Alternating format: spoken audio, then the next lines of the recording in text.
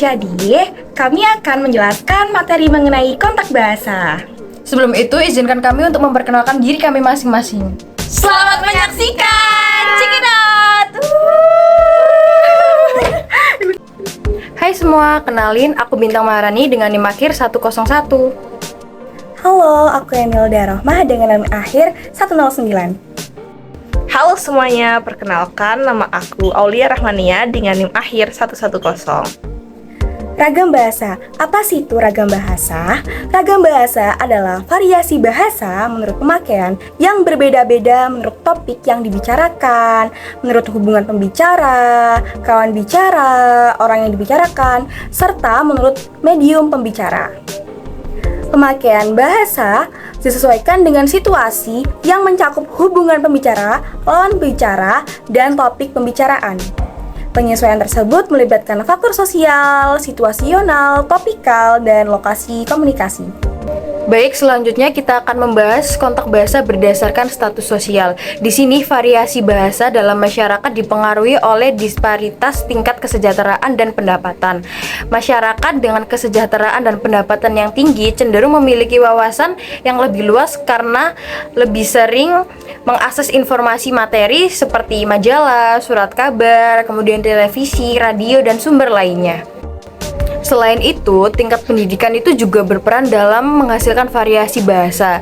Individu yang memiliki pendidikan tinggi akan menggunakan variasi yang berbeda dibandingkan dengan mereka yang berpendidikan rendah. Terlebih lagi jika seseorang tidak memiliki pendidikan akademik itu sendiri.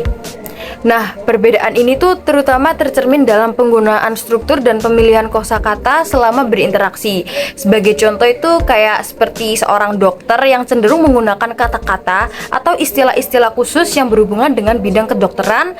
Kemudian ada juga seorang insinyur mesin yang akan menggunakan istilah-istilah permesinan dalam berinteraksi. Kemudian juga seperti seorang guru atau dosen yang juga akan sering menggunakan terminologi terkait keguruan atau kedosenan dan juga pendidikan. Lalu selanjutnya saya akan membahas kontak bahasa berdasarkan jenis kelamin. Jadi dalam beberapa budaya, gaya atau kata-kata yang digunakan oleh laki-laki dan perempuan dalam percakapan sehari-hari dapat berbeda. Hal ini dikenal sebagai ragam bahasa berdasarkan jenis kelamin atau genderlek. Perbedaan dalam penggunaan bahasa oleh laki-laki dan perempuan dapat disebabkan oleh norma sosial, budaya, atau pendidikan dalam suatu masyarakat. Nah, terlebih lagi, pemahaman ini semakin ditinggalkan di masyarakat yang menunjukkan kesadaran akan pentingnya kesetaraan gender dan penghargaan terhadap kesetaraan dalam berkomunikasi. Nah, dalam bahasa Indonesia terdapat kata-kata yang membedakan antara laki-laki dan perempuan, yaitu melalui perubahan fonem dari A menjadi I dan perubahan akhiran wan menjadi wati. Nah, khususnya dalam konteks penamaan gender. Jadi ada contohnya seperti mahasiswa menjadi mahasiswi, saudara dan saudari. Nah, perempuan mungkin lebih suka menggunakan kata-kata yang menyoroti perasaan atau emosi. Dan sementara laki-laki mungkin lebih condong menggunakan kata-kata yang bersifat objektif dan terfokus pada fakta-fakta. Selanjutnya ada kontak bahasa berdasarkan usia. Perbedaan usia menjadi satu bentuk variasi bahasa yang memisahkan antara kelompok manusia dengan pembagian ke dalam kategori usia anak-anak, remaja, dan dewasa. Setiap kelompok usia memiliki ciri khas bahasa yang mencerminkan variasi individu pada usia tertentu. Yang pertama, tutur anak-anak. Bunyi yang dapat dihasilkan dengan mudah oleh seorang anak adalah bunyi-bunyi bilabial. Kemudahan ini berasal dari fakta bahwa bunyi-bunyi bahasa bilabial hanya melibatkan gerakan dua bibir.